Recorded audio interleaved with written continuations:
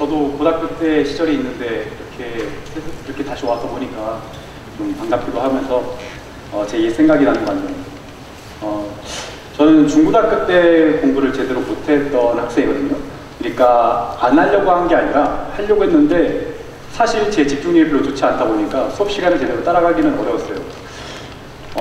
그래서 제가 여러분들 다시 보니까 아무래도 여러분들이 성적이라든지 아니면 대학 입시라든지 그런 거에도 굉장히 고민이 많을 거라고 생각을 해요. 저 때보다 더 입시가 치열해진 것 같고, 그 다음에 해야 될 거는 많고, 그 다음에 또 학생부다 뭐다 하면서 이제 대학교 들어가서는 더 열심히 공부해야 되고 뭐 이런저런 되게 복잡한 생각들이 많으실 것 같은데 그래서 저는 여러분들한테 제게 있었던 약간 소중한 변화에 대해서 공유를 하고자 나왔거든요. 네.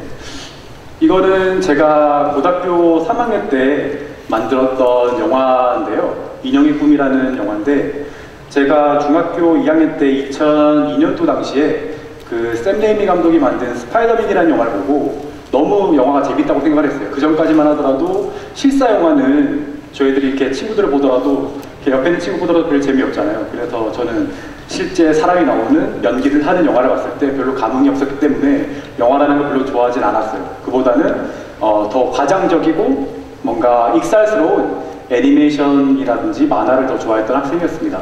그런데 스파이더맨을 보니까 저도 왠지 저런 영화를 만들고 싶은 거예요. 왠지 나도 만들 수 있을 것 같고, 저는 컴퓨터 그래픽 써가지고 그냥 컴퓨터로 이렇게 막 만들고 찍고 하면은 되게 뚝딱뚝딱 만들지 않을까라는 그런 무모한 자신감이 있었는데, 그래서 주변한테, 지인들한테 제가 영화를 어떻게 만들어야 되냐고 좀 조언을 물어봤어요. 근데 제 주변에는 영화를 만들 수 있는 사람들이 없었거든요.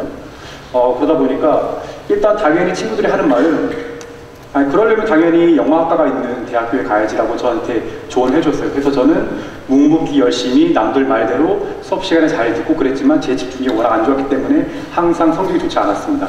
제가 보기에도 미래에 아무래도 저는 그 영화학과가 있는 대학교에 가지 못할 것 같은 거예요. 그래가지고 이래서는 안 되겠다 싶어가지고, 그러면은 정말 내가 영화를 좋아하는지 이거에 내가 한번 만들어 봐야겠다는 생각이 들더라고요. 그래서 그때부터 고등학교 2학년 여름방학 때부터 대본을 쓰기 시작했습니다. 대본을 썼는데 국어책 한 권 제대로 완독할 만한 독서량도 안 되고, 그리고 공부도 정말 못했기 때문에 기승전결에 있는 이야기를 만든다는 것은 사실상 거의 불가능할 것 같습니다.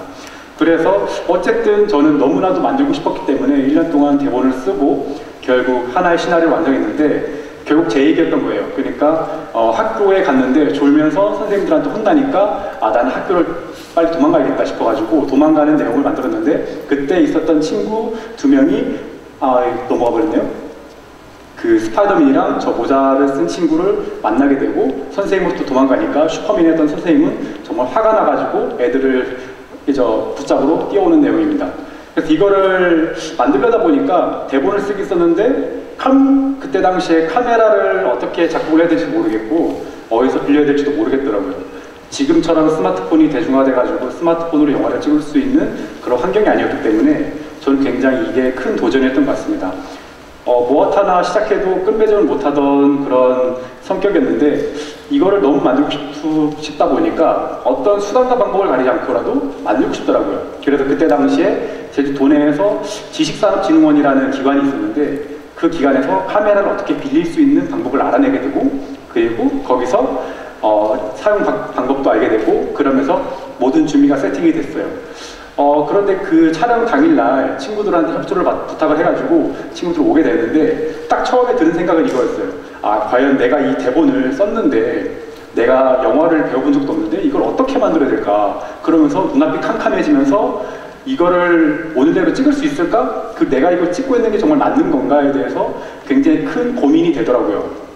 근데 저는 이런 고민을 해도 어쨌든 친구들이 고등학교 3학년 때였으니까 굉장히 수능을 또 준비를 해야 되는 그런 아주 중요한 시기에 저한테 하루간 시간을 저한테 내어준 거죠. 그러니까 이 친구들이 미안해서라도 무조건 완성을 해야겠다라는 마음이 들어가지고, 그날 어떻게든 정말 집중력도 별로 없는 제가 진짜 모든 힘을 다 끌어내가지고 촬영을 다 끝마쳤어요. 그래서 그때 당시 제대로 찍을지 모르겠어요. 그냥 제가 친구들한테 연기를 어떻게 연출해야 되는지 리허설을 해본 적도 없고, 모든 방법도 모르니까 그냥 카메라를 이렇게 할 테니까 뛰라는 친구들은 그냥 뛰고 그냥 공부하는 척하면 공부하고 이런 식으로 뚝딱뚝딱 만들었어요. 근데 어쨌든 그날 해가지고 네 이렇게 완성을 해가지고 너무나도 기쁘게 같이 단체 사진도 찍고 이렇게 됐어요. 그래서 편집까지 마무리를 해가지고 영화 한 편이 만들어졌습니다. 저한테는 이 경험이 무엇보다 소중했던 거예요. 그러니까 단순히 제가 이제 영화라는 것을 기술적으로 학교에 가서 배워야 돼서 당장 입시 공부를 하고 입시 공부 끝에 가서 차근차근 배워서 이제 한다는 그런 당연한 믿음이 있었는데 제가 하려고 하니까 어떻게든 만들 수가 있었던 거예요. 그래서 아 나도 이런 영화를 만들려면은 만들 수 있겠구나라는 그런 자신감이 얻게 됐어요. 그러면서 저는 앞으로도 차기작에 대한 작품을 한번 만들어보고 싶다고 생각이 들어가지고 열심히 또 대본을 쓰면서 이야기거리가 있나 기웃기웃하게 됐습니다. 그러면서 저는 되게 주변에 관심을 많이 갖게 됐어요. 그래서 평상시에 주변에 별로 관심도 없고 잘 듣지도 않고 그러던 사람이었는데 남 얘기를 잘 들으려고 노력을 하게 되고 그리고 다른 사람이 왜 이런 행동을 할까 되게 주의 깊게 보게 되는 거예요. 사실상 제 주변에 이렇게 돌아보면은 좀 정상적으로 행동하는 것 같은 친구들이 많이 없잖아요. 사실 그렇지 않나요? 저만 그런가? 아무튼 딱 보면은 쟤는 도대체 왜 저럴까 하면은 아마 특이한 행동을 하는 친구들을 좀 매도할 거예요. 예를 들어서 뭔가 되게 귀찮은 행동을 한다던가 못마땅한 행동을 하면은 저 친구는 왜 저럴까라고 그냥 거기서 단정을 지어버리게 되는데 사실상 그런 태도보다는 제가 왜 저럴까에 대해서 좀 깊게 고민을 하다 보면은 저럴 수밖에 없는 이유들이 있더라고요. 그러면서 모든 이야기라는 게 이런 곳에서 이제 펼쳐지게 되는 거잖아요.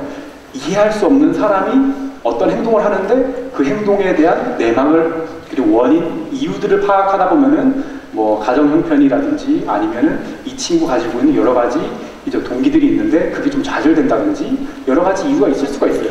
그런 것들을 하나하나 찾아나가다 보니까 다른 사람에 대해서 관심을 많이 갖게 되고 저는 주변에 많이 집중을 하는 그런 사람이 됐던 거예요.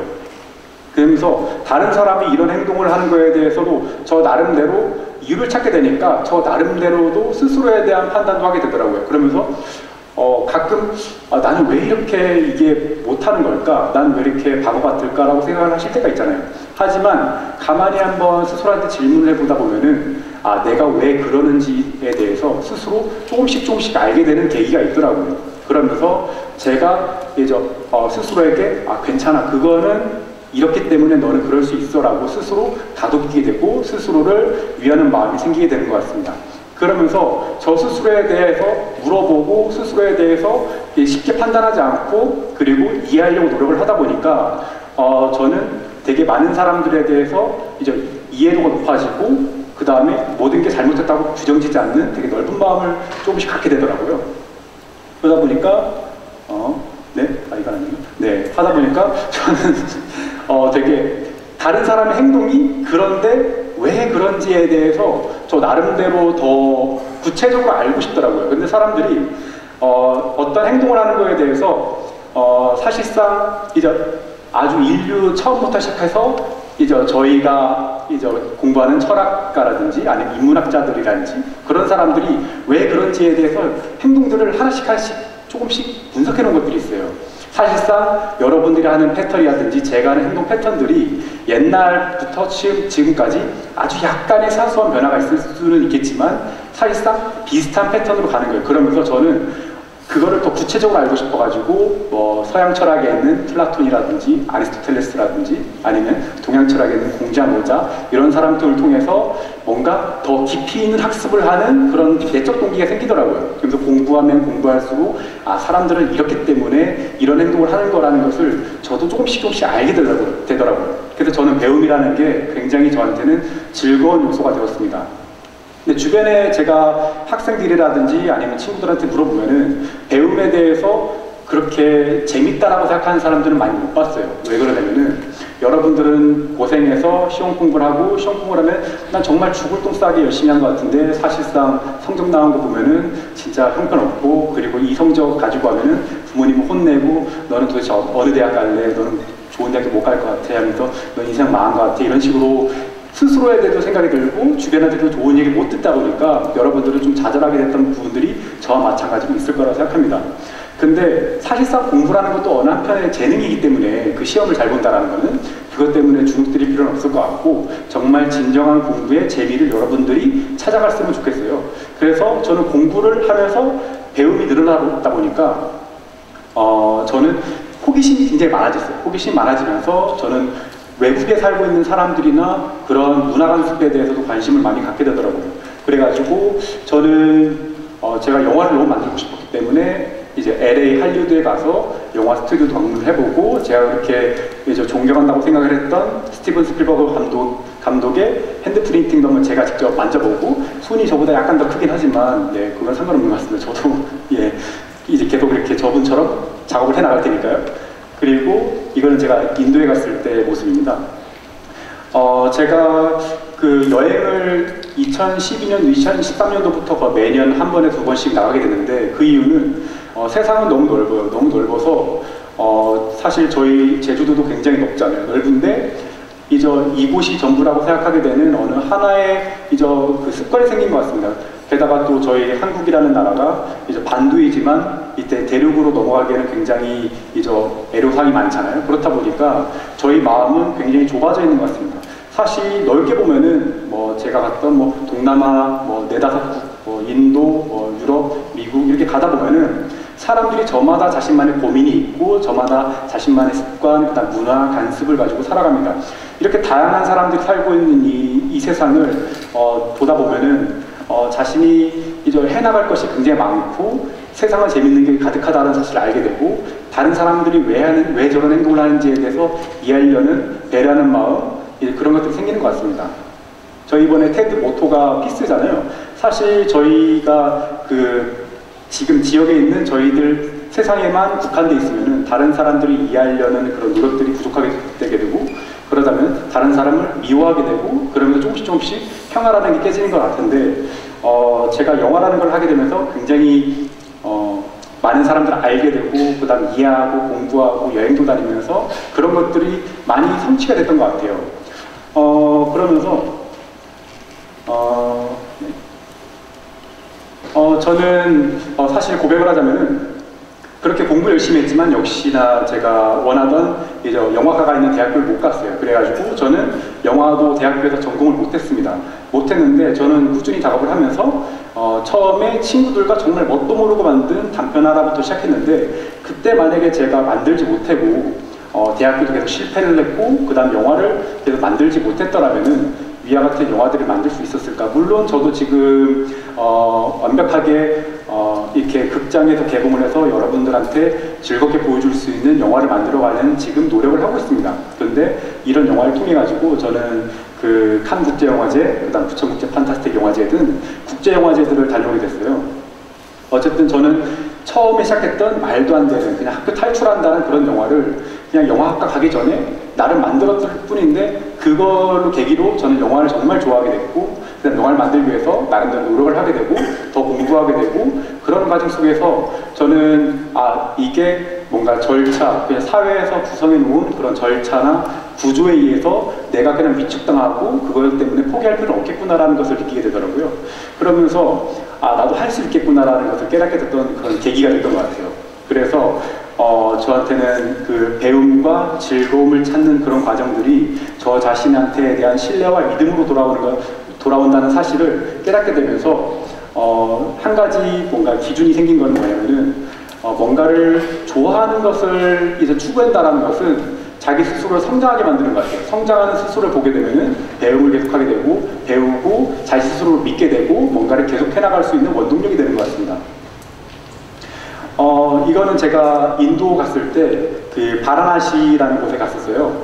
이곳에서는 겐지스강이라는 게 흐르는데 저는 TV 프로그램 해가지고 외국에 나가는 프로그램도 있었잖아요. 그래서 항상 겐지스강에서는 빨래하고 그다음 거기서 목욕하고 그다음에 시체를 태워가지고 강물에 흘려보내고 이런 것들을 그냥 TV로만 봤었어요. 근데 실제 바라나시를 가니까 그때 돌아가신 분들이 화장을 하기 위해서 다 겐지스강 근처로 모여들더라고요.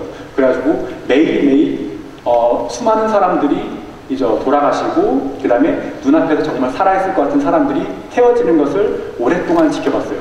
저는 한번 그 여행을 가면은 되게 오래 머무는 습관이 있어가지고 그랬는데, 거기서 얻은 깨달음이라고 하는 건 뭐냐면은, 저희들은 어차피 태어난 순간 곧 죽을 거라는 생각이 들더라고요. 그러면서 과연 제가 좋아하는 거를 계속 해나갔을 때 과연 내 인생은 누가 책임져 줄 것인가, 나는 과연 이 무모한 것을 했을 때 먹고 살 수 있을 것인가에 대해서 끊임없이 이제 의심하고 그다음 두려워하게 되는 것 같더라고요. 근데 사실상 저희가 이렇게 살아가는 것도 결국 죽고 난 뒤에 저희는 그 우주의 먼지가 될지 저승으로 가게 될지 아무도 모르는 이 한치 앞을 내다볼 수 없는 세상에 던져졌다는 거예요.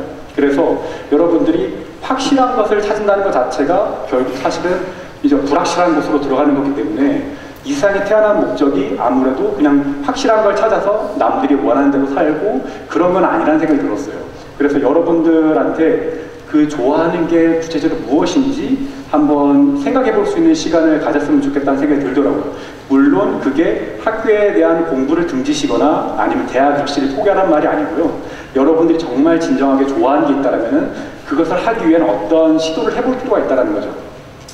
그래가지고 제가 우주 사진 하나 갖고 와봤는데요.